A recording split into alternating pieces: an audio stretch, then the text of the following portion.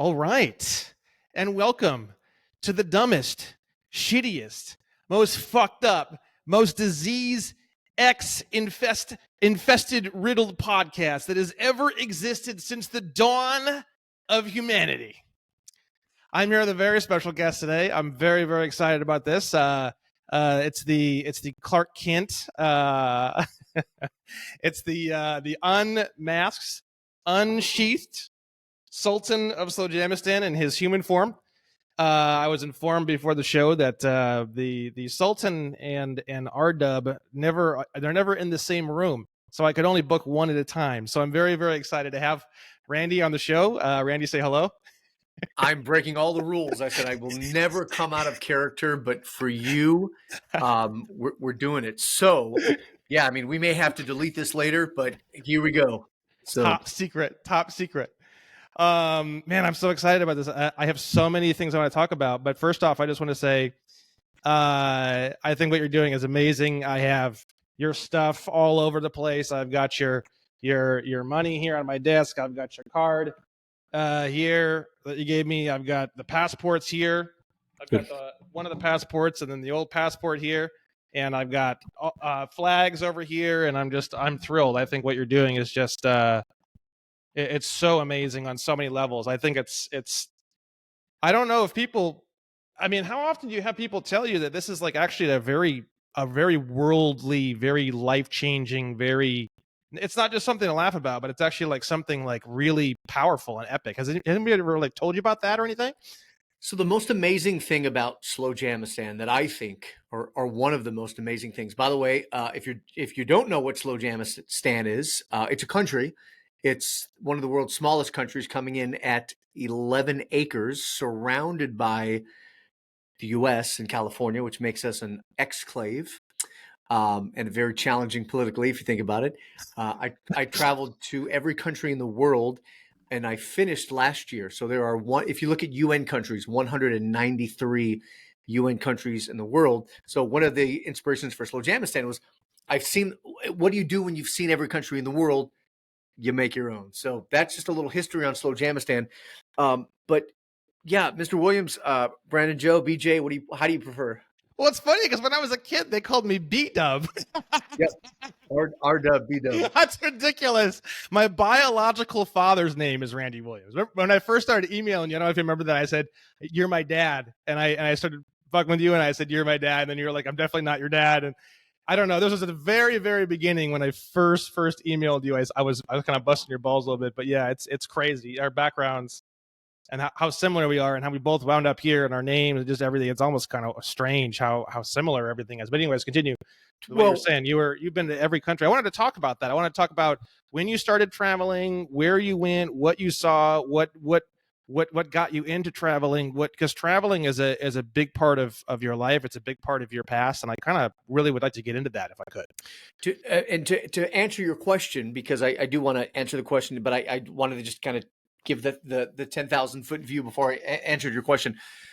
But so Slowjamastan, which is this country that I created with a couple of friends, and you ask what people think about it.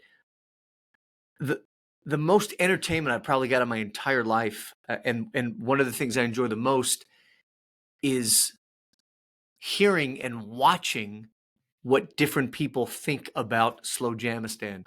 Everything from folks like you, man, who are very flattering, who think it's cool. A big part of the population understands the satire and they enjoy being in on it, in on the joke. Yeah. The most entertaining are the very few people, the 1%, that satire goes straight over their head and they actually get angry. And we did a little road trip. Hang on, I'm gonna read you a couple here. This will be fun, and then we can get into it. It's satire. Everything we do, like if we're gonna go to another town, we send the sheriff and the mayor a letter, and the letter comes on stationery with a seal. It's embossed. It has a stamp that says federal document. And it's like, dear, Mayor Smith, this is Bob Dabalina from the office of the Sultan, and he's coming to your town. So these are the security measures you need to take. Seal all manholes. Keep green olives within farther than 500 feet away from the store. Just the most random shit. And if you don't get that, you're a dummy. And there's a couple of people who don't get it. So I'm just going to read you a couple of comments here. This is on Facebook, and so I took the liberty of posting on Facebook, one of our burner accounts, that the Sultan, again, one of our burner accounts. So Gilbert on Facebook is like, "Oh my God, the Sultan just came to Benson, Arizona. Did anyone get to meet him?" And so, just to see what people say, and these people, they're just angry about the medals.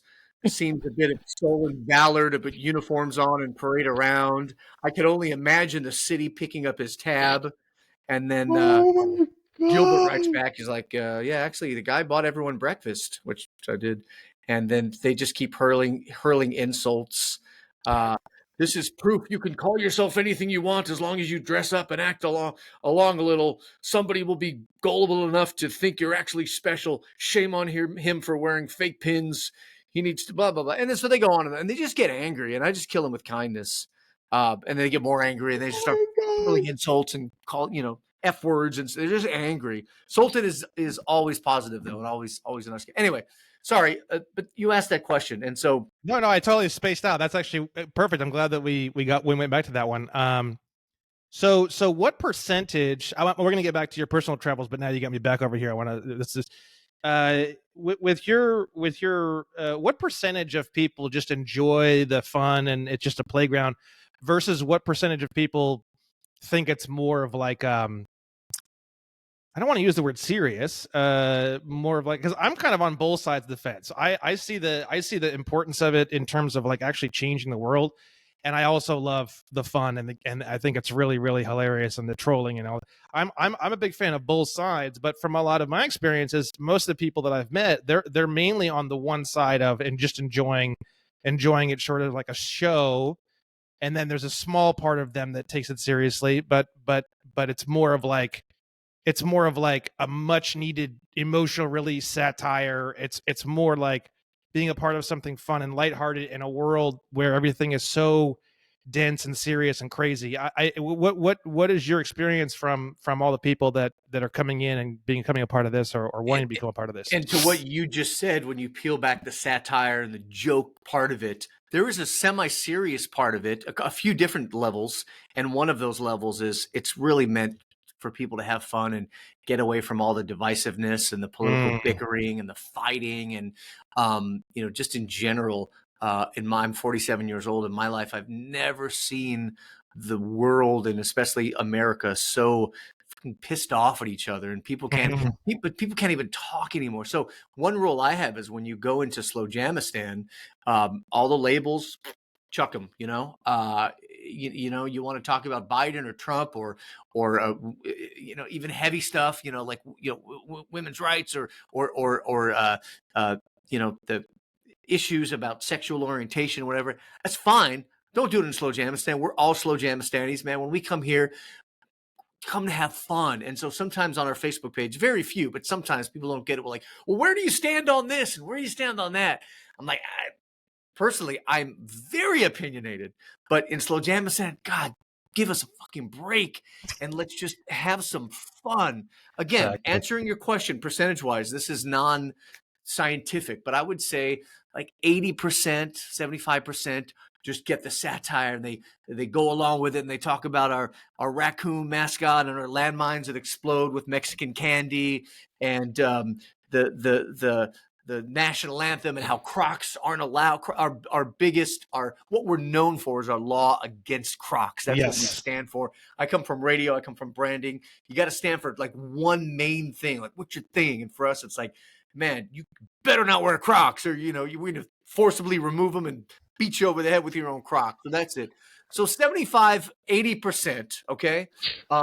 The other, then you got a few ignoramuses that are like, oh man, how do you do that? And that's illegal. And the only flag that should be flying is American. You're a terrorist and this and that. I'm a patriotic dude. People love to try to pin. They try to think they try to think they've got me figured it out politically, like, you liberals of California. I'm like, I'm not really. So, you got the people that are like, this is the Waco all over again, the Branch Davidians, and wait till the National Guard comes over with a bulldozer. I'm like, bro, they're gonna bulldoze sand if they come. Not gonna happen, right? And then you've got people that are playing along, but that are, we have people in Parliament that are, paying a monthly fee to, be part of Parliament, and they're really like, this is a real sovereign nation, and one guy, bless his heart, man, I won't even say his name. He's a really cool dude. He's bought some stuff. He emails me all the time. I've even sent him some stationery, so he's a member of Parliament. But I remember him asking, like, just tell me, man, is this all a joke or not? Because I'm really taking this serious. And so the answer is, but then I have to actually ask myself, well, shit, is it a joke? Well, damn, I've spent over $100,000 in this, so it's not. It can't be all a joke because I've spent money on it. So the answer is, this is a long way to get to the answers, but the answer is truly, for the most part, Slowjamastan is what you want it to be. It's honestly what you want it to be. We're not a cult, and we're not weirdos, and we're not, but it's really what you want it to be. Onto the like, okay, the sovereign, like, are you really a sovereign territory? Onto that.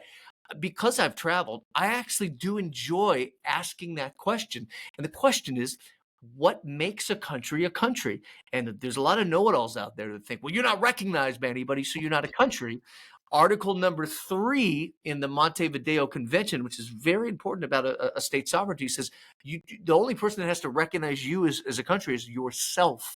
You need to be a country with a population and borders and a government, and we have all that. So I'll tell you what, man, depending on the day, sometimes I don't even know what Slowjamastan is.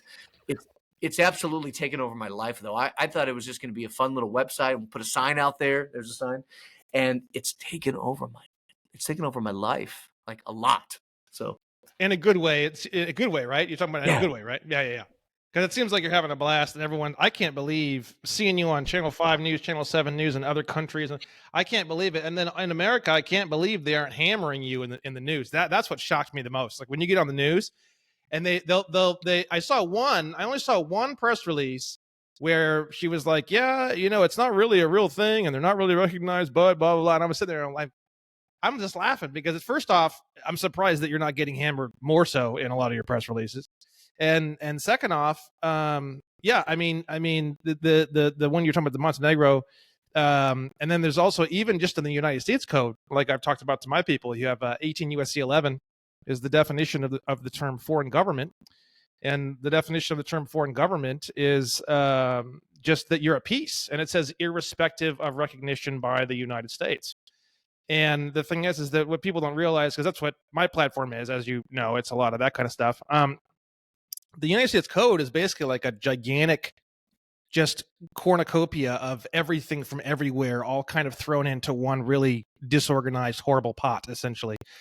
And I'm sure that a lot of that stuff, like 18 USC 11 and stuff like that, probably comes from things like the Montenegro and like more international law. And it just gets kind of diluted, and it gets kind of repurposed and refunctionalized, and then it just gets kind of thrown in the United States Code, and then everyone forgets about it. But it's amazing how all of these things, how laws and how all this stuff and these definitions go all the way up, and they come all the way down, and they don't change a whole lot. There's like, people are like, oh, there's 19 different versions. Well, yeah, but when you look at all 19 different versions and you go through and you clear up all the definitions of all the words, you realize that it's maybe some minor changes here and there, but it's pretty much the same conversation as you go up and down. And that's why I find it so funny, because people always say that to me too when I bring up Slowjamastan, or I have my own nation now too, called the Nation of the Amnesty Coalition, and it's like, oh, it's not recognized. And I started putting in all my documents, a little star, and it just says, recognition is not a requirement or a prerequisite to anything having to do with a nation, right? And the thing is that the thing that really kind of blew this whole conversation open for me, and the reason why I got so excited about Slowjamastan in particular, was when I was reading through Title 8, which is all about aliens and nationality. And I was trying to clean up the definition of the word state, S-T-A-T-E, right? And they, in a lot of the United States code, they use it with a capital S, and then in Title 8, they use it with a lowercase s. And I just kept seeing that, and there's no definition, there's no clarification as to why that is. And I'm losing my mind. So I went down this long rabbit hole trying to figure out how all that works, and I found this definition of the word nation in a court case, actually, in a big court case. And the definition of the word nation, and the definition of the word state, and the definition of the word body politic and society, and these kind of words all kind of mean the same thing. And it just means a group of individuals that are working together with good internal tranquility, and they also have good external tranquility. And the farther I went down that rabbit hole of trying to understand the definitions of these things, I realized that as long as you're at peace, and the definition of peace in law just means, again, internal tranquility, external tranquility, and then also they have a little caveat in there, which is really fascinating too. It's operating with morals and decorum is actually part of the definition. So it's like having a good stature, and then like basically, as far as I can tell from all my research, it's actually very, very simple. It's just you have good relations inside of your own group, and then you spread good relations actively to other groups. Like, for example, some people tell me, I just want to be left alone. And I say, well, that doesn't necessarily exactly fit the definition of the word nation. So if you really did want to be a sovereign nation, that wouldn't really work technically in the legal sense per the definitions of the words. You have to actually be actively spreading good cheer or good feelings or good information or healthiness or some kind of good thing that other people consider valuable, as far as I can tell from really getting into all the definitions of the words, in order to actually legally have your own nation or country. Thank you for that. And I did not know that about, you can't just be a recluse on your own. So that's good. So then again, that's another, that if in the very beginning, I started this as a 100% joke. And now as things go on and I'm actually seeing, hey, there are possibilities along those lines, or a couple of things, including joining the United Nations. Will probably never be a part of the UN because of just the fees in general. I don't know if it costs $1 million or 200,000. I mean, to be a member state, you're paying way more than we ever have. However, there are certain things that are coming up. For example, and you will appreciate this. I'm finding a parking ticket. Okay, I'm following this. I'm making sure that we make a mockery of it and we have fun. It's a chance for me to dress up and go to court in uniform and just really have some fun. And so, we've sent the written appeals to the court with affidavits and of course all the fun stuff. So then, but hear me out though. So then I'm thinking, well, shoot, wait a minute. I have my diplomatic plates, but I'm wondering if I could get U.S. diplomatic plates. So I start to Google it. Holy crap.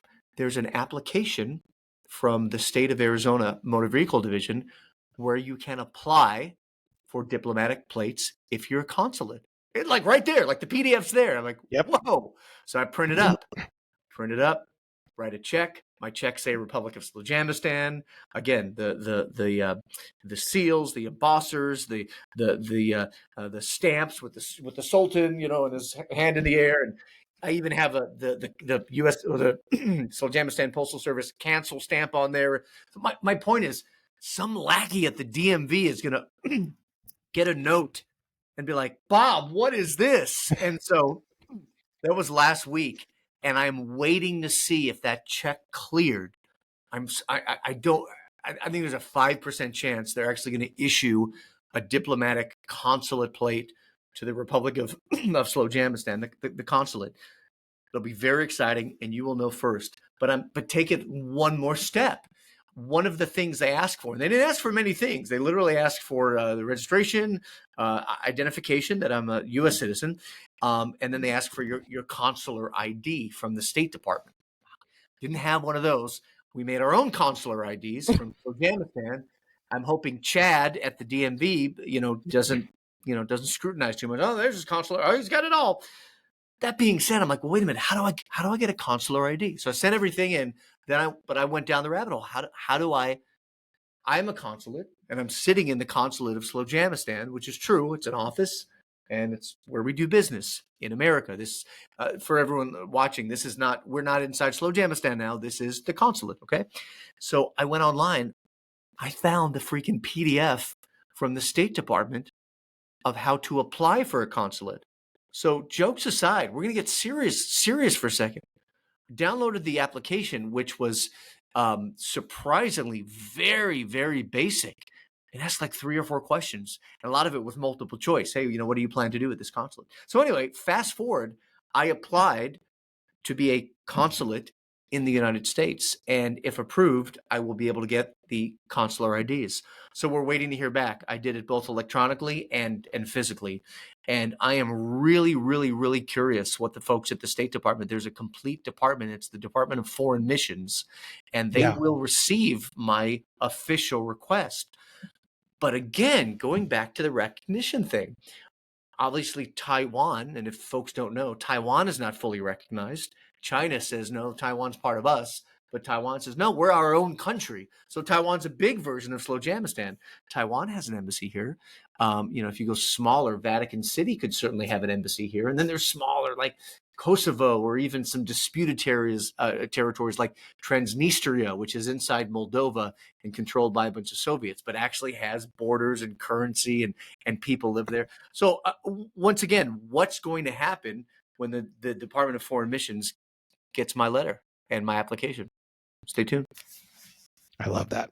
I'm super excited. I need to do that myself. I was going down so many rabbit holes, and one of the things that I found most fascinating was when you sent me. I am a member of Parliament for Slowjamastan, by the way. Didn't know if you knew that.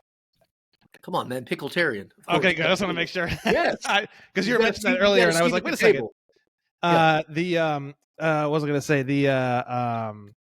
I went down this whole rabbit hole because I was looking into diplomatic immunity for a long time, and a consulate and a diplomat are actually 2 entirely different subjects.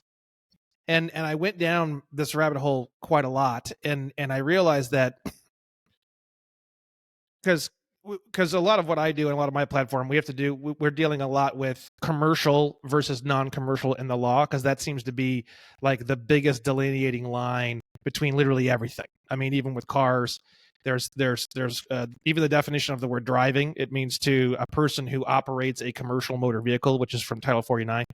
And the definition of the term motor vehicle actually means a vehicle that is transporting property, persons, or cargo on the highways for any fee, rate, charge, or other consideration, or as part of a business or other entity intended for profit. It's almost exactly the whole definition, word for word. And so as I go deeper and deeper into this, well, is it commercial? Is it non-commercial? And how does that change things? The farther I went down the diplomatic versus consulate road, I realized that the consulate side is more like the commercial side. The diplomatic side is more like the non-commercial side. And if you look at the diplomatic and consular immunity guide for law enforcement, you can type those words into Google, it'll pop right up. It's a cool from the Department of State. It's a cool pamphlet. And if you go to the very bottom of it, in the appendix section, there's a grid, and it has levels of diplomatic immunity. I can pull it up if you want to see it, but I'm just kind of explaining it here. And if you look at it, the diplomats have much higher diplomatic immunity than the consulates do, and they actually talk about that in the actual thing. So I was thinking about transforming my apartment here into an embassy, because I would like to get on the diplomatic side. I haven't gone down that road yet, but if you're saying it's pretty easy, I'm probably going to submit that myself. Was there any cost associated with that, or was there? No, and then again, not easy to be approved, but easy to apply. No cost at all, and I should say, very informal. You do it by email, so I did it by both. And I can send you the link if you don't find it, but it's easy to Google. It's easy to find. No, you do it by email. It says, hey, send us an email here and answer these questions. Wow. So yeah, that's gonna be crazy. And I did find the difference between an embassy and a consulate, and there is a difference. So yeah. What did you find on that on that one. What did I you don't want find? to. I don't want to misquote it, but I believe something along the lines of the embassy is in a foreign country's capital, meaning you cannot. So you can't, according to the definitions, you can't have an embassy in California, Nevada. If we have an embassy, it's in D.C. Uh, Anywhere else is a consulate. So I hope I'm quoting it. But I was Mm. wondering, oh yeah, what is the difference between an embassy and a consulate? But what I read is very educational too. It talked about which talked about, according to the U.S. law, what a consulate can and can't do, as far as passport applications, et cetera. So a fascinating read, very educational.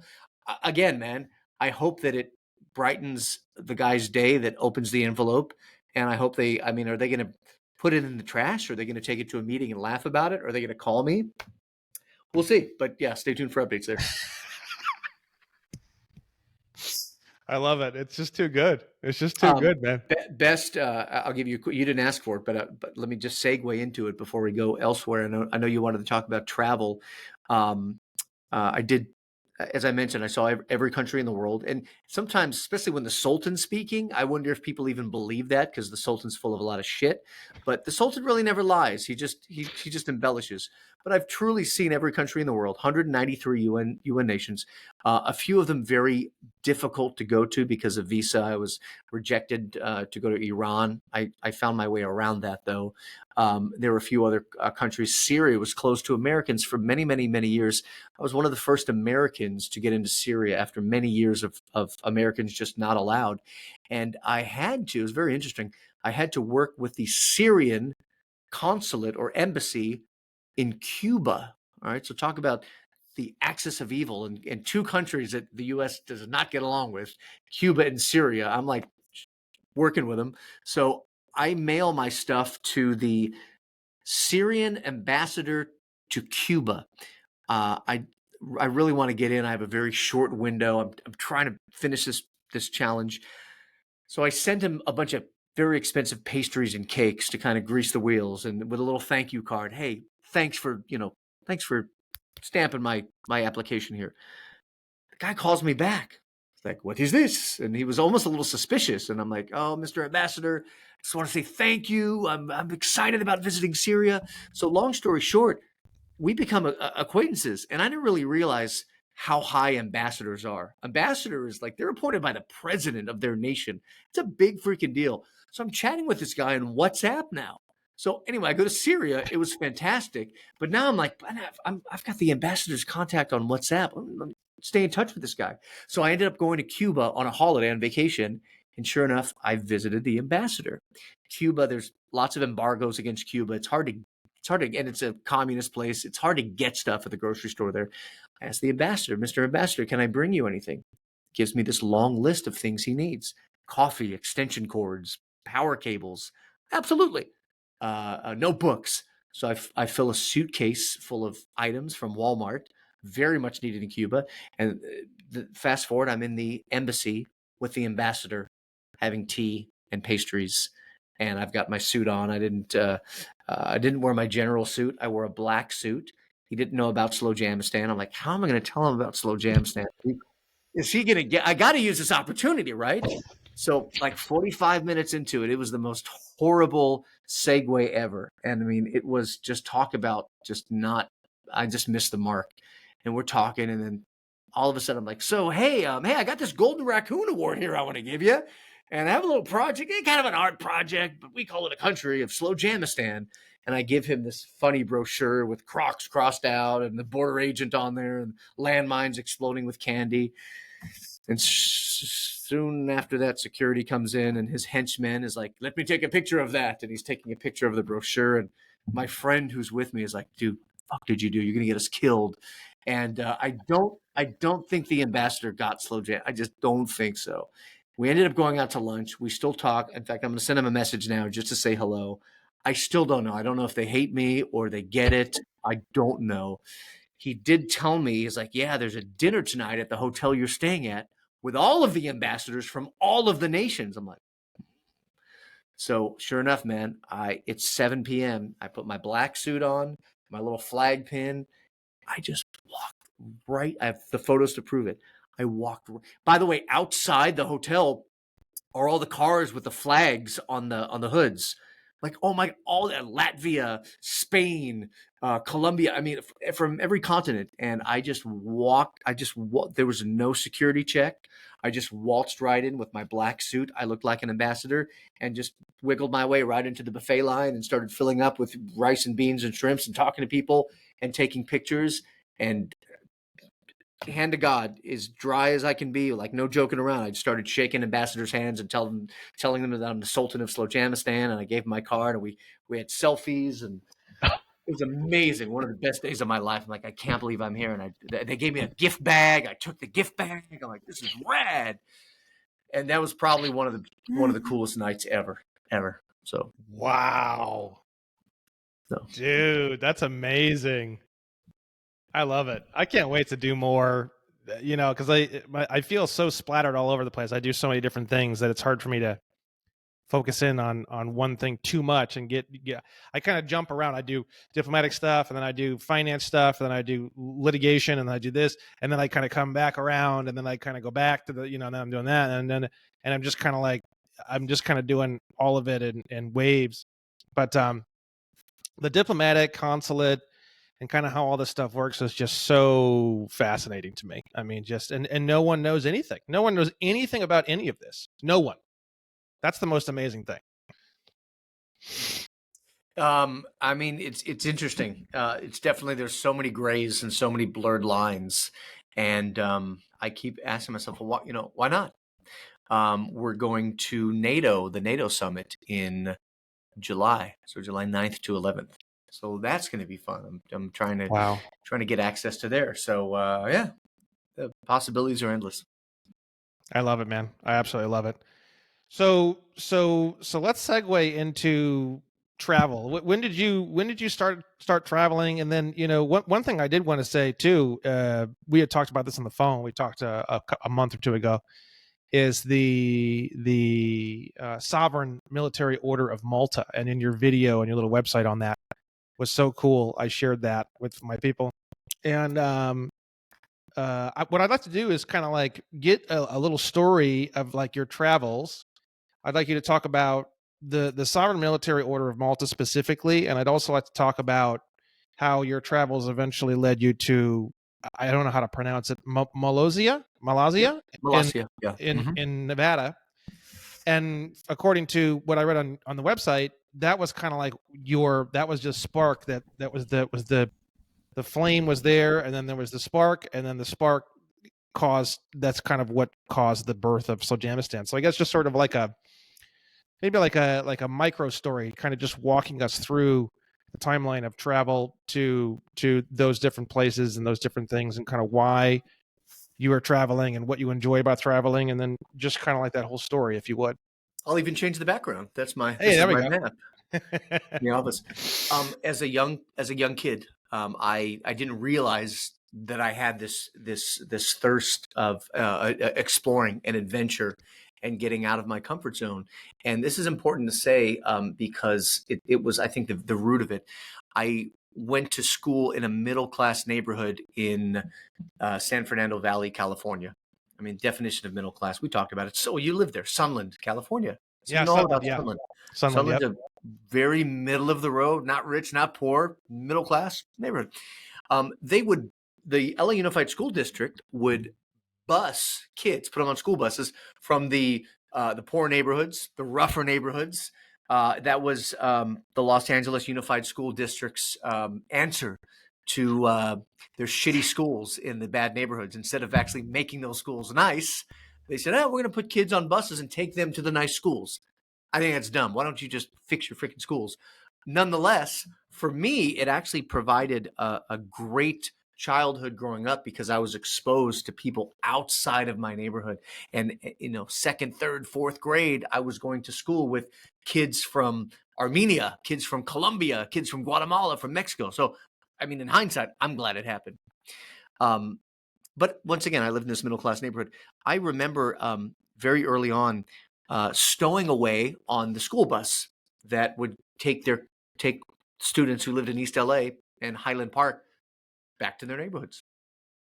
Nobody that lived in my neighborhood in Sunland would ever dream of doing that. For some reason, I did. And I remember staying the night at my friend's house in Highland Park. And these, again, for a 12-year-old who was very sheltered, this is kind of exciting, a little scary, definitely out of my element. So that was the beginning of like realizing, man, there's stuff outside of your sphere that's going to feel very different, a little scary, but very new and worth trying. So again, in an early age, a quest for exploration. Always have been into the Latinas, even since I was a small child. No, no beating around that bush. Uh, and then the culture and the music and the food, right? I grew up in Tucson, Arizona, and Los Angeles and Orlando, Florida, and yeah, always been into the Latinas, man, and so still am. And so uh, my Spanish teacher, I'm taking Spanish so I can speak Spanish to this chick that didn't know any. I mean, boy, that's a big theme in my life, let me tell you. Random note, I'm also dual citizen of Mexico as well, and we'll talk about Okay. that later. Hmm. But anyway, so Spanish teacher in college, coming to school, telling the class about her trips to Brazil and how amazing Brazil is. I go home and I Google Brazil, and I see Copacabana and Rio de Janeiro. Just the visual, I fell in love with it. My best friend canceled on me twice, and I'm 26 at the time. I want to go to Brazil in my 20s while I'm still fit and I can still dance, still have my looks, etc. So I ended up going to Brazil by myself for the first time at 26 years old. That was a huge deal. It was a lot of money for me. The plane ticket was like $650 round trip. It's a lot of money for me to spend. And I'd never left the continent, never left the country besides crossing the border to Mexico. And I went by myself. And I remember that was a turning point in my life. And I was so worried. I said, is this going to be like going to Disneyland by yourself? Am I going to be a loser? Am I going to be bored? Am I going to be lonely? Am I going to hate it? And fast forward to 10 days later, on my way home, I'm sitting in the airport in Rio de Janeiro, Brazil. I'm physically crying. I didn't realize that a country could make you have the same feelings that a woman could, meaning I fell in love with the country of Brazil, absolutely in love, and so sad to leave. And so that was my first big adventure. 2 years later, I'm actually living in Brazil. I quit my job. I moved to Brazil, and I learned Portuguese. I'm cooking Brazilian food. I'm in South America. Like, oh, let's do a challenge. Let's try to see all of South America and Central America by the time I turn 40. So that was my first challenge. So yeah, I mean, the answer is a little bit lengthy because it's kind of steps. So I see all of South America and Central America by the time I turn 40. I barely finish. I hit Venezuela in 2016, which was at the time the most dangerous place on the planet. The place was collapsing, and I left it for the end just by coincidence. Like, I gotta go to Venezuela. It's the only time I ever took out kidnapping insurance. No, seriously, it was no, it was. It's got a lot better. I literally went at the worst time. I was there at the consulate in San Francisco among the other Venezuelans, and they're like, "Dude, don't go to our country." And yeah, and the funny thing is, most countries like Colombia or Mexico, right now, if you met, and this is for anybody, if you met somebody from Colombia today at the grocery store at Vons, and you're like, "Hi, I'm Brandon Joe Williams. I'm thinking about going to Colombia, but I heard it's a little dangerous." The Colombian person will tell you, "No, man, you got to come. We'll welcome you. It's not what you see in the news." Venezuela is the only country where I met Venezuelans in America, and they're like, "Yeah, don't go, stay out."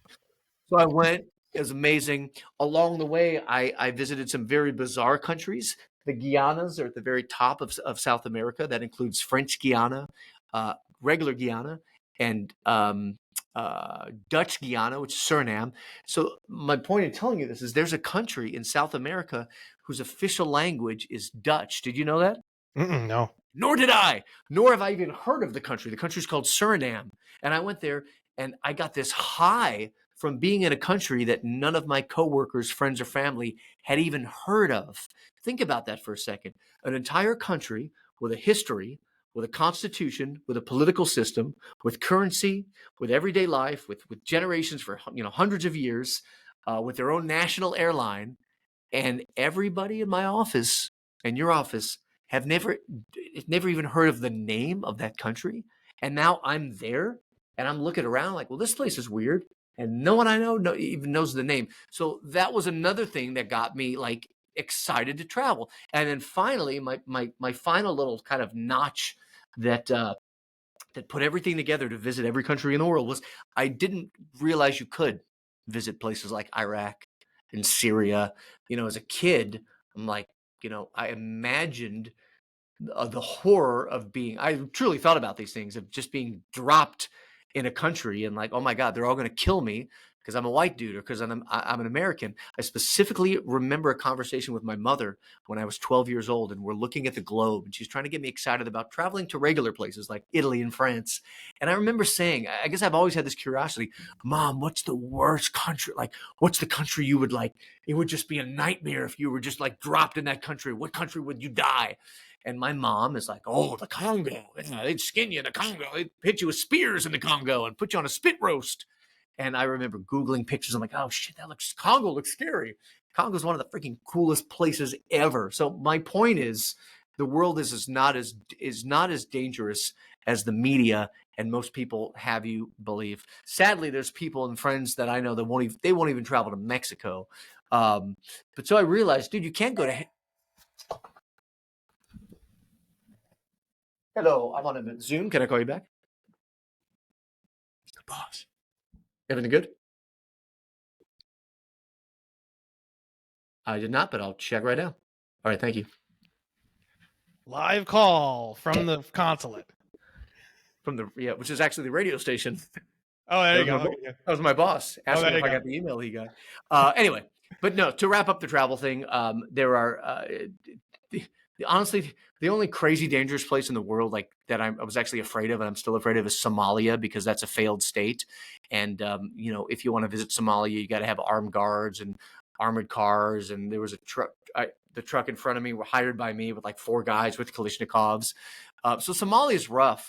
All the other places, man, Syria was amazing. Iran has some of the nicest people. North Korea, believe it or not, can be probably one of the safest places if you behave.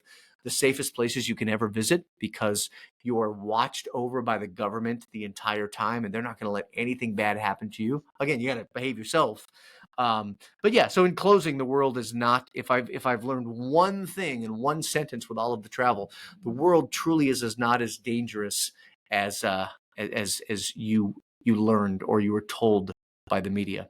And then finally, last but not least, I'll just give you a random example. Algeria.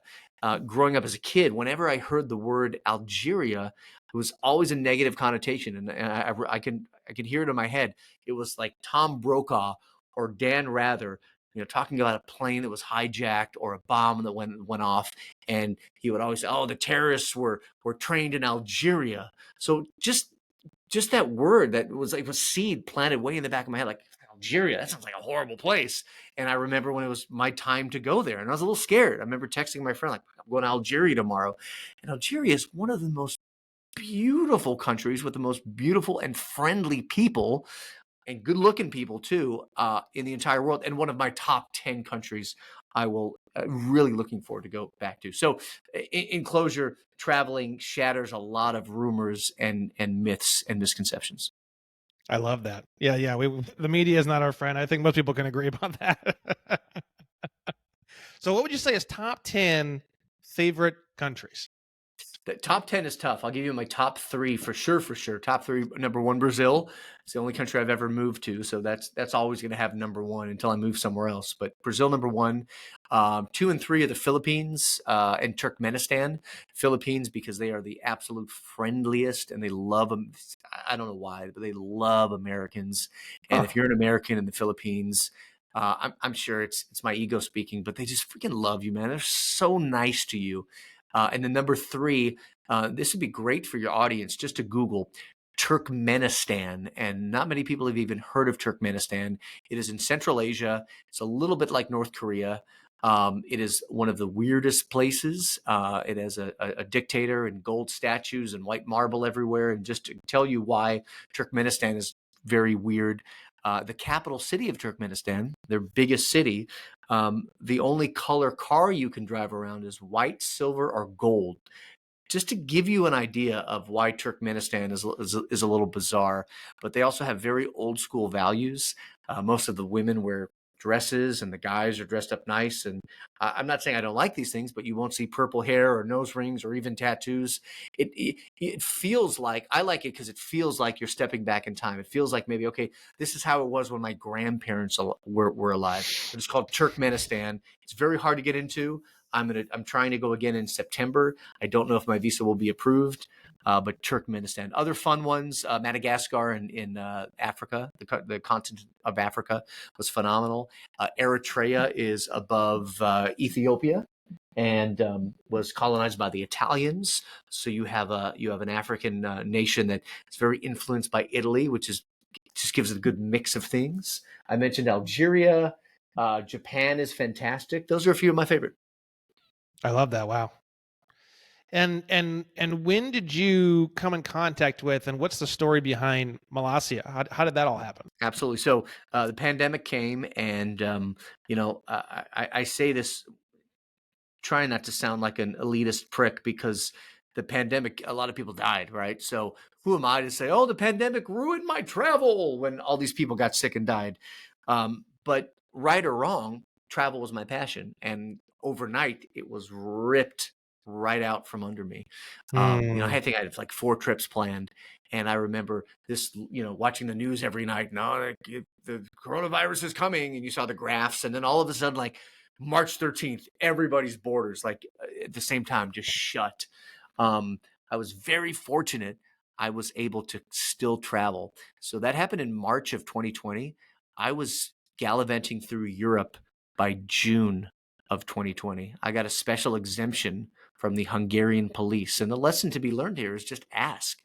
I got a special exemption to visit Hungary in June of 2020, before there was even any vaccine. I mean, this was like when everything was going crazy, and I landed in Hungary. And then once you're in Hungary, you're in the EU, so you can pretty much travel all around the EU. So I went to I was very illegal, and I was so in fear that I was going to get stopped somewhere, and I have to show my passport. Oh, you're American. What are you doing here? And I went all around Europe, and I checked off all of these countries.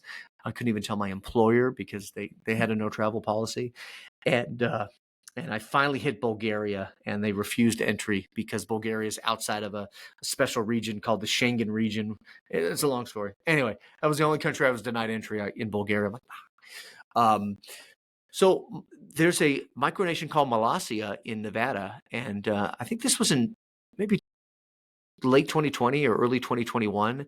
And, I was just in between trips. I kind of ran out of countries I can go to. The rest were closed. And so I'm like, I really felt, again, it's I guess a good problem to have, but I was getting antsy, and there were no other countries I can go to. Like, everything's closed. So I'm like, all right, I've heard of this weird place in Nevada. I forgot the name. I reached out to one of my friends who'd went there. She's like, oh yeah, it's pretty cool. You got to go there. So there's a micronation. It's one of the most famous, called Malasia in Nevada. And that's it. It was just, I called one of my best friends, and we flew into Reno, and we booked a tour. You could tour Malasia a few times a year. You got to go through their schedule and kind of make reservations. And so we landed in Reno, Nevada, picked up a car, and drove an hour or two to this guy's house, which is his sovereign nation called Malasia. And we had a great time. And the president, Kevin Baugh, First Lady Adrienne, were very nice. We were one of maybe 8 or 10 people. And they had a lot of cool little infrastructure, mostly made out of kind of little sheds, but they have their bank and their post office and a little tiki bar, and they have a jail. And we had a lot of fun. And it was at that moment where I turned to my friend, and I don't know where it came from, but I just told my friend, I go, we should start our own country. We'll call it Slowjamastan. We'd laugh. But then I don't have a yard as big as his, right? And so I'm like, I'm not going to do it. But fortunately or unfortunately, however you see it, my bank account says unfortunately. Unfortunately, the seed was already planted. It was very much like conception of a child, right? You have sex, make love to someone. You don't realize you're pregnant. You don't realize the seed has been, until weeks later. That was the Slowjamastan thing. The seed was planted deep inside my head or my heart, and I didn't realize that, I would be doing this. I didn't have the money. I didn't have the land, didn't have the infrastructure to build all these things. So I thought, no, I'm not going to build a country. Then I found another micronation, and there are hundreds of these, by the way. Then I found another micronation called Zakistan Zaqistan, a guy named Zach. And this guy bought a few acres of desert in the desert of Utah. And this guy just put up a sign and a few monuments. But basically, this guy, Zach, basically told me and taught me that, oh, wait a minute, I don't have to have all the buildings that Molossia has. And this doesn't even have to be near my house. I can buy a plot of land somewhere and just call it whatever I want. So that's what I did. So I found 11 acres, quickly found out how expensive land was in California. I had 3 filters, had to be over 5 acres, had to be within a drivable distance, and it had to be accessible by road, because there's plenty of land, including Zakistan. You got to hike for like 3 miles in, right? Oh, wow. Okay. There's plenty of land in Arkansas. I have my 50 acres in Arkansas for like $1,000, but how do you get there? So over 5 acres, drivable and accessible. And then finally, of course, I had to be able to afford it. It had to, be a certain price point. I found only one piece of land fit that, and it was right off of a highway in a really cool area of California near the Salton Sea. And I bought it and put up a green sign, and I just waited, and a website. And overnight, Reddit just exploded. And people are like, what is this? And all we had was a sign. And fast forward, 2.5 years later, all we have is a sign. No, we have more things, but not much. We have a concrete square, a flagpole. We have a monument. We have a border gate. So we have some Stocks?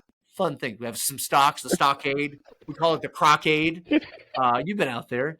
And no, we're gonna do more. And it's been honestly probably one of the most fun projects I've ever done in my entire life. So yeah, Slowjamastan's taken a life of its own. Literally about a year ago from today, June 13th, 2023, CNN broke the story, and we got a ton of press, and my life changed. I had to take 2 weeks off of work, go to LA, do a press trip. Every morning, like 1,000 emails were in my email box. So no, we were blessed by the press. But yeah, it's taken over my life. I'm at my radio job now, doing a Zoom about Slowjamastan. So Yeah. I live, eat, and breathe it. It's a beautiful thing. I mean, I have to, like I said before, I think it's just amazing on so many different levels, and I love it. I just love it so much. I talk about Slowjamastan a lot on shows that I go on. I'd say every 2 or 3 shows at least I'm talking about Slowjamastan, and every single time, I mean, the hosts just go berserk. They're just think it's the craziest, funniest, most amazing thing they've ever seen. And we pull up the Parliament page, and we pull up the website, and we pull up the about, and we go through, and they're just, all the hosts are just dying laughing, and I'm showing them everything and showing them my pickle outfit as the Prince of Pickles and all this stuff, and it's just a blast. How many? What is your citizen number right now? By the way, and just what you said though, that's why it's funny and even still surprising when people don't get it, and just have just a shitty attitude. I'm like, dude, go to our website. We don't allow Crocs. Like, come on, dude. You have to peel your string cheese. You get arrested if you chomp your string cheese. Come on, dude. Like, but having humor is part of being intelligent, and not, Yes. I'm not to be a dick, but it is true. Like, if a lot of folks that don't have a sense of humor, a lot of this is intelligence. We have over 19,000 registered citizens. It's free to become a citizen.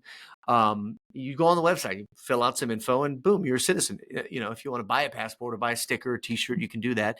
One of the most interesting things about the citizenship is when CNN broke our story, hundreds and hundreds, and I mean hundreds of news outlets and Instagram curators and news outlets. I think is it called Pubity, or the New York Post? I'm looking around my office, the Guardian, all the Mirror, the Insider, all these online and print publications and even TV publications basically took the CNN article and regurgitated it.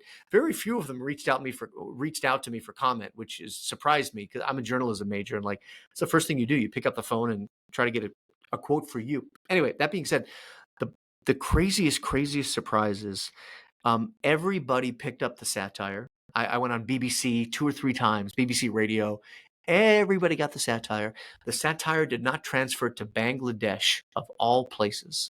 Oh yeah, you were telling me about this. And so Bangladesh, on their nightly news, the Tom Brokaw, the Peter Jennings, the Lester Holt of Bangladesh at the desk did a full report, and they didn't mention I don't think they mentioned it all. In fact, I had it translated. I don't think they talked about Crocs. I don't think they talked about string cheese.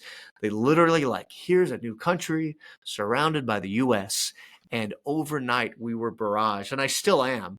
But during that time, we were barraged with just tens of thousands of people from Bangladesh wanting to come over, probably because they wanted to come to the United States.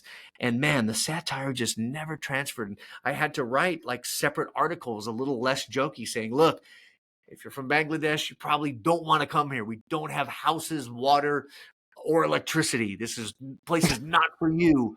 And none of them like read I would. There'd be a guy, and still happens. There'd be a guy like, "Hey, my name is nice people. I'm not making fun of him at all. My name is Ahmed. I'm from Bangladesh. I'm an electrician. I'm ready to work for you, or I'm ready to join the Slowjamastan army." They just want a better life, and I'm not going to joke at all. I'm being completely real, and I have empathy for that. And they just want a better life. So I take the Sultan accent off, and I send them this link to this article. Like, dude, you don't want to travel here, and here's why. And I'll send them the link. And then 5 minutes later, thank you, Sultan. So when can I come? I'm like, So they don't heed the warning. I'm like, oh, come for what? Anyway.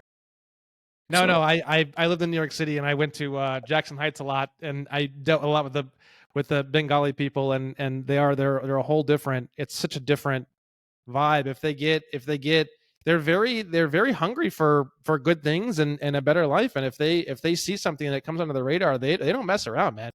They have marketplaces, even in like Jackson Heights. They have these marketplaces, and nothing has a price, and everything's up in the air.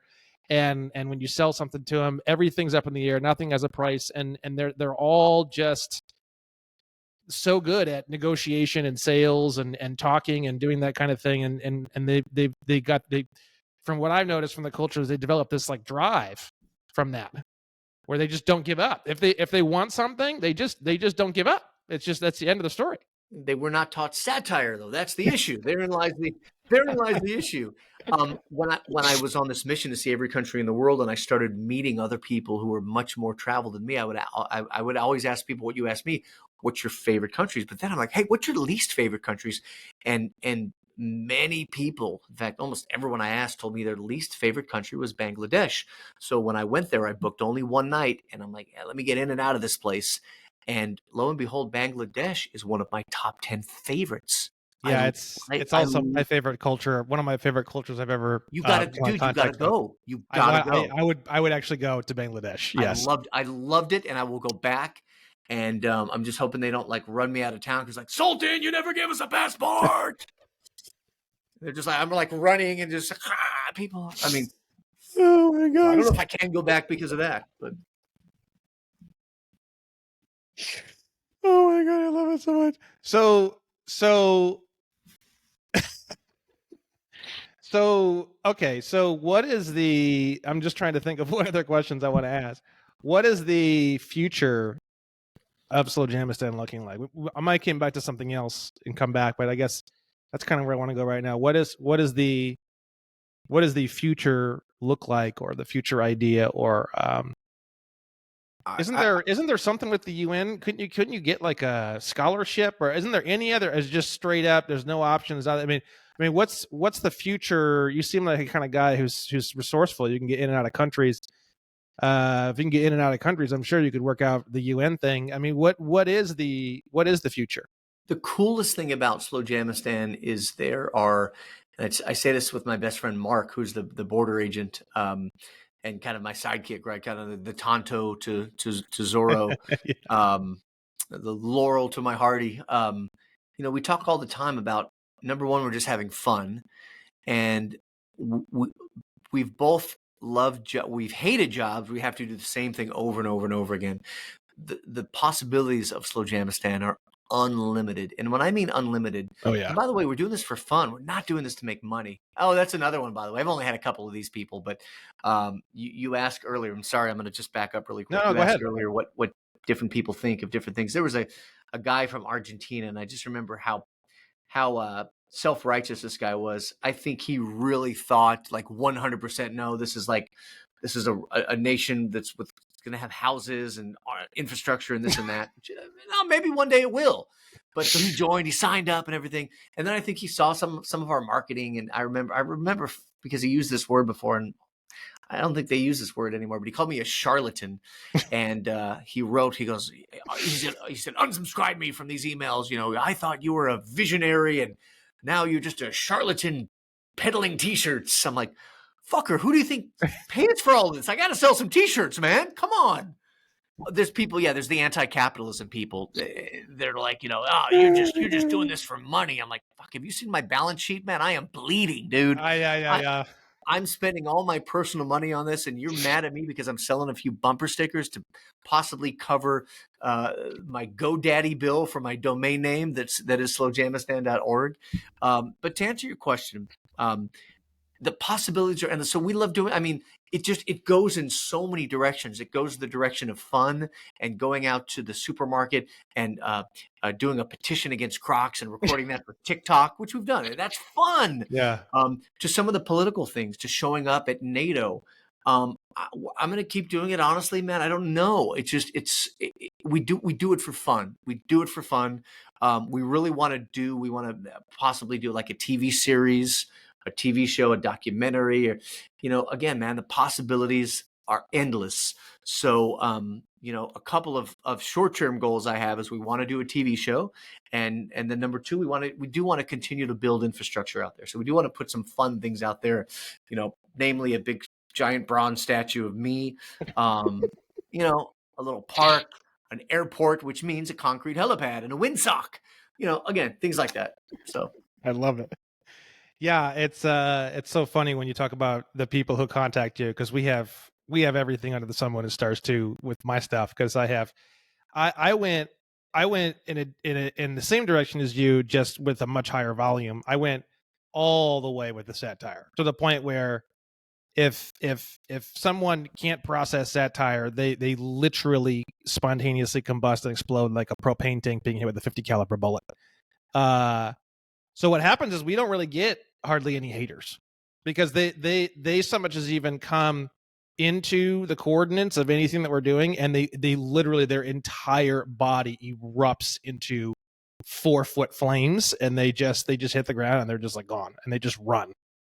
So that's kind of like, but I knew that was going to happen because I've been doing marketing and sales for so long, and I was kind of like, how can we if I'm going to go down this rabbit hole that I wanted to do, which I wanted to do self-deprecating, that was really what I wanted to do, right? It's like that was my number one priority, right? And the reason why I wanted to do self-deprecating is because I had been doing this, you know, great dentist, best dentist in town, or this or that for so long that I just couldn't do it anymore.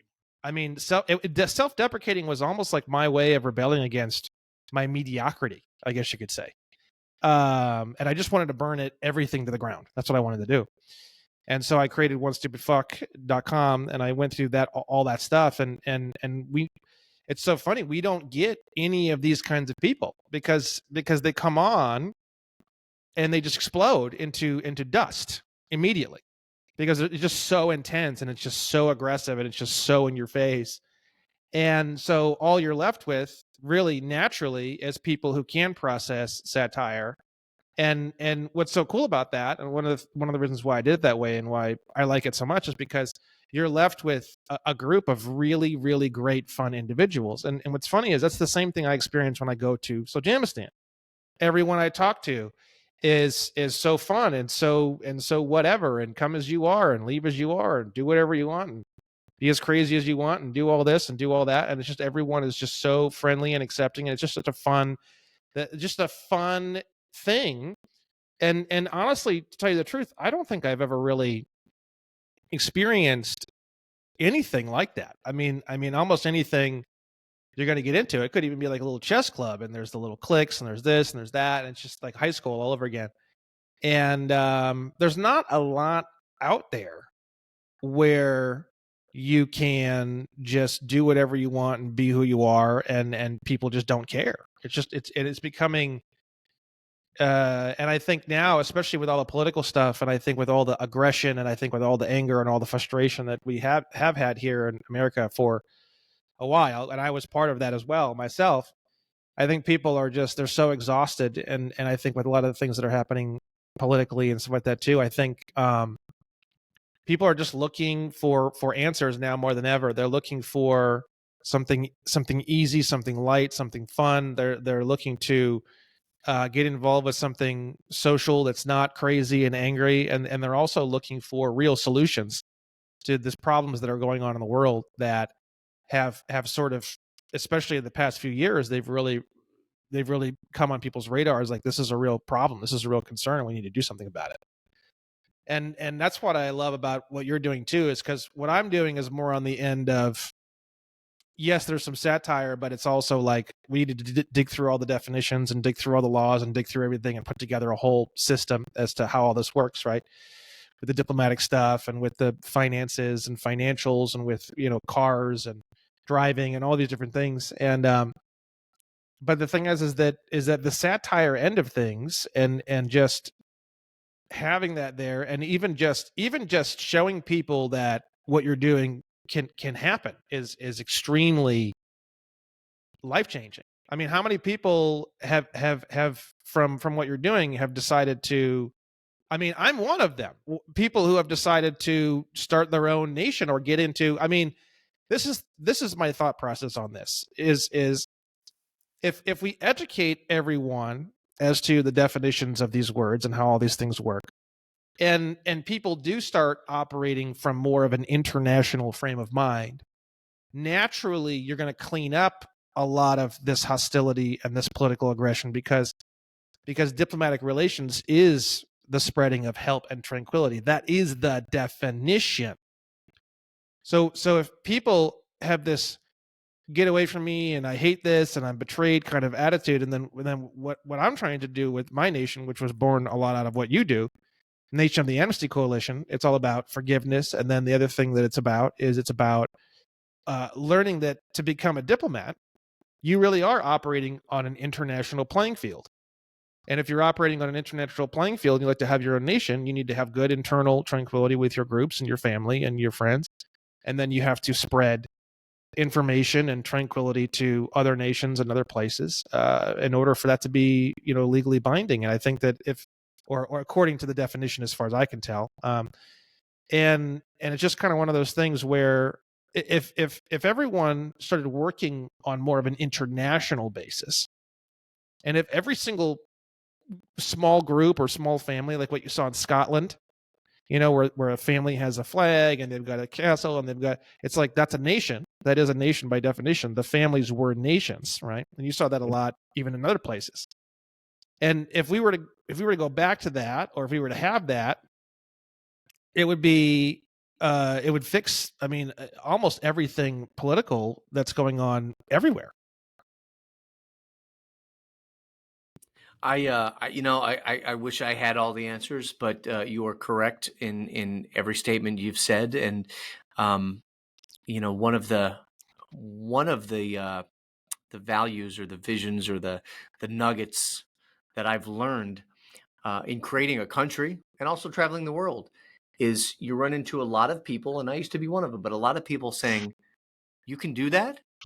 Or, "Well, how do you do that?" And there are so many things in life that can be done. It's people's own ceilings that they need to break through. It's their own ceilings. Oh, you can go to every country. You could. How did you make your own country? Well, dude, Bob, you can make your own country too. Anyone could. We've got kids making their own countries. Literally, one of our biggest fans, the kid's name is Chase. I think he's 11, 10. He makes passports with notebook paper and he sends it to me, and he sends me treaties, and he actually calls me a little bit too much. It's phone's always ringing on I have a consulate phone number, and it's like, call from Chase. Hi, Chase. One call a week, please. But the kid's like 11. I'm going to absolutely encourage what he's doing. So Yeah. a lot of people's are operating under their own ceiling, which they have control of breaking through. So. And before Malasia, did it never crossed your mind that this was possible? It never crossed your mind that would be so that what? So funny. I never even thought of that. But once you go down that rabbit hole and just one Google search, and you realize there's a conference called MicroCon where all of these micronational leaders are coming. I'll quickly touch on that. I have a hard out in a few minutes. I don't know what your schedule is, but no, whatever. It's totally fine. If you can get they're, into the microcon, I actually would love to talk about that. I saw that. they're paying me to run a radio station, so I gotta give them their value here in a little bit. But to answer your question about did I know about that? I had seen in passing somewhere something about some guy in Nevada, right, Molossi, and then once I only drilled down to it once it was like time to go there, and because we're all busy. There's a billion things on the internet you could be looking at, and so I finally drilled down and saw Molossi, and then I'm like, oh wait a minute, there's others, and there's micronations all over, and then I realized, oh no, there's a conference called MicroCon where all of these leaders from the micro, and I'll give you a fun story here. All of these leaders from all of these micronations go to MicroCon. So once we started Slowjamastan, like, we got to go to this. So we sign up and we went to MicroCon. And it was very, very, very, very interesting. And I think our first MicroCon, I think we were disliked because, we were this micronation that sprung on the scene. And in 6 months, we got more press than most all of the other micronations there, maybe with the exception of Molossia. Some micronational leaders, and I don't mean this to sound like a slight, but some of them operate very differently. Well, let me back up. Every micronation operates differently. Every micronation has different values. Molossia does operate high on the humor scale. Kevin Baugh's a very funny guy. They don't allow catfish. They have they have some great jokes. A few of jokes I've stolen, and he's called me on it, and I said, "Oh, sorry." But there are some guys that operate their micronation as a hobby, and all they do, and it's not an insult, but all they do is do like treaties with each other. They do constitutions and treaties, and they declare a war on one another, and it's very Dungeons and Dragons. And but they're serious about their stuff. They don't appreciate the humor. And I've seen a few of them in the very beginning tweet like, yeah, you guys are just making a mockery of this, and you guys are blah, blah, blah. And one kid is like, you don't represent you're not us. Like, he got really mad at my police car because on the police car, on most police cars on the very back quarter panel, it says 911, fire, ambulance, police. Ours says 411, jazzercise, tacos, strippers. And he posted a picture. He said, this does not fall in line with our micronational values. I'm like, which one? The strippers, the tacos, or the jazzercise? Because all three of them are really fucking cool, dude. Okay. And and just they get angry. And this is the minority. But anyway, so a few of those guys were at MicroCon, and when I'm in character, man, I'm in fucking character, bro. And when the Sultan goes to the restroom, damn right he's going to have his Secret Service people follow him in. In fact, the Secret Service people are going to shut down the restroom while the Sultan takes a royal leak. So I hire these guys in suits and earpieces and glasses, and so we stroll into MicroCon with Secret Service, and everyone's like, who the fuck are these guys?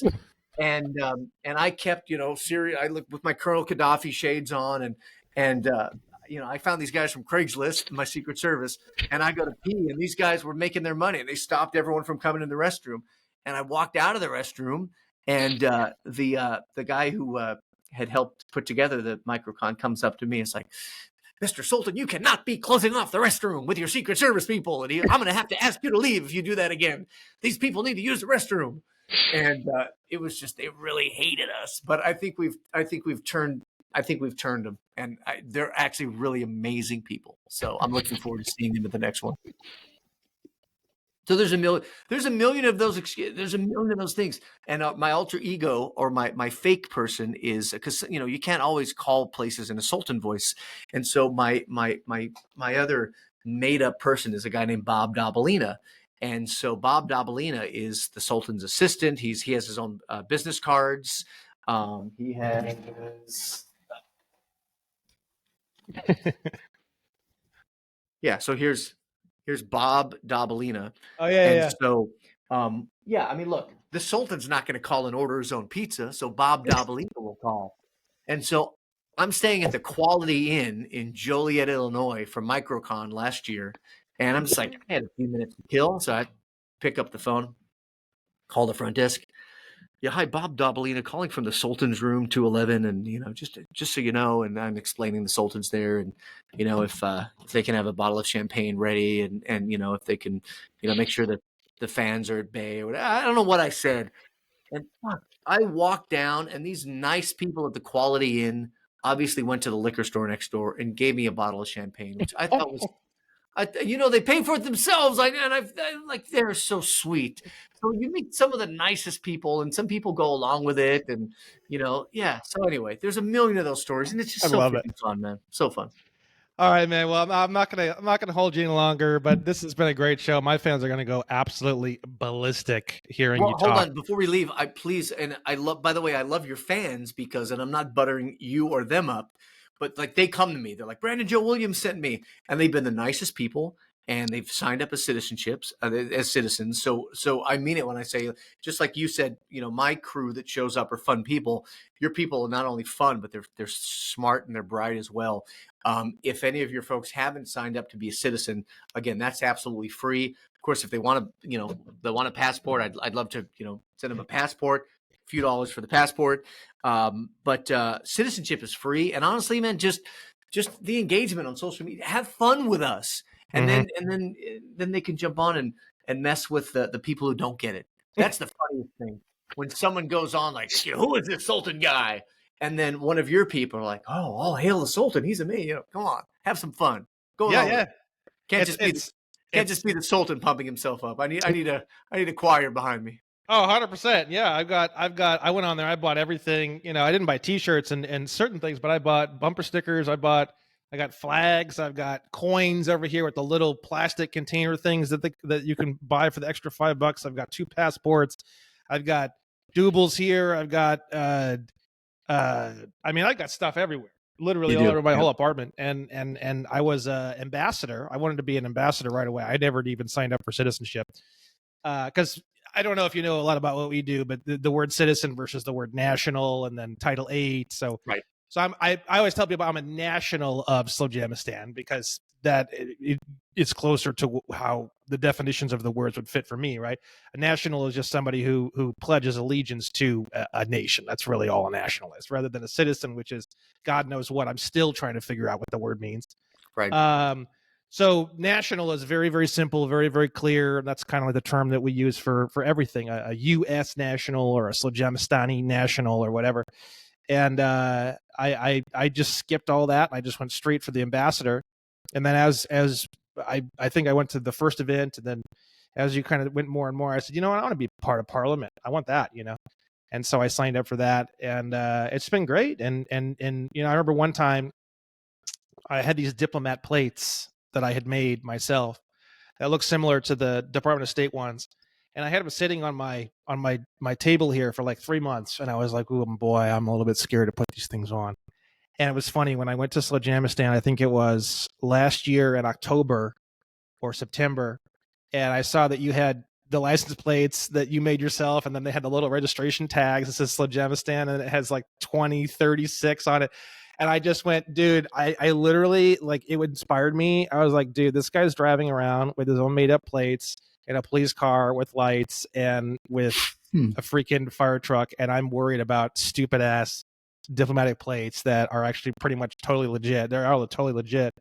And I came home that night from Slowjamastan. I walked straight to my apartment. I picked up the plates. I went straight down to my car and I put them on the car, and I had them on there ever since. So, and the cops love it. They treat me like I'm a diplomat. So it's absolutely fantastic. Amazing.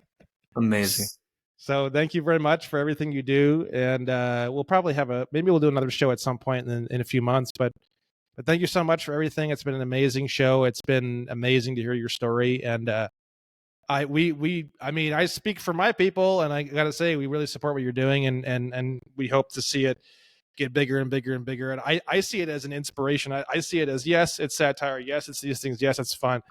But I see it as a very, very important movement for the future and for the future of America. And I think it's a very, very big deal. It's very important, and I'm going to continue to talk about it. So thank you very much. Thank you for your support. And one small analogy, as a closure, and you were talking about your diplomatic plates, and And earlier I was talking about, breaking through your own ceiling, and most of these ceilings are self-made. It's your ceiling. It's no one else's. You're trapped under your own ceiling. But on a very, very small scale, it goes back to second grade elementary school. And I would not go through the students line in the cafeteria. I would go through the teachers line in the teachers lounge to get the good food. So the students would line up and they would get their shitty hamburger and the wheat bun and the potatoes or whatever. And I'm like, you know what? Teachers, they got Oreos and all these cool snacks that the kids couldn't get. So I went in line at the lounge, and I remember the cafeteria lady who would serve kind of both sides, the kids on one end and the teacher. And she'd see me in the teacher's line, like, is that okay? I'm like, yes, Ethel, and this is for you. And I'd slip her $1, and then she'd give me the Oreos, and like, how did you do that? Just fucking do it, dude. Yeah. Don't ask, do it. So there you go. Yeah. So I've done that in a larger scale, as you have as well. You've given me many examples today in 2024. So the lesson is, go through the teacher's lounge line, get what you really want. Seriously, do it. There's no sign telling you can't. Yeah, I love it. Yeah. Awesome, man. Thank you so much for being here. Thank you so much for what you do. My audience is going to go ballistic over this show. They're going to love it. So thank you so much, and we'll see you later. They're the best. Thanks, everyone. Take care. Bye-bye.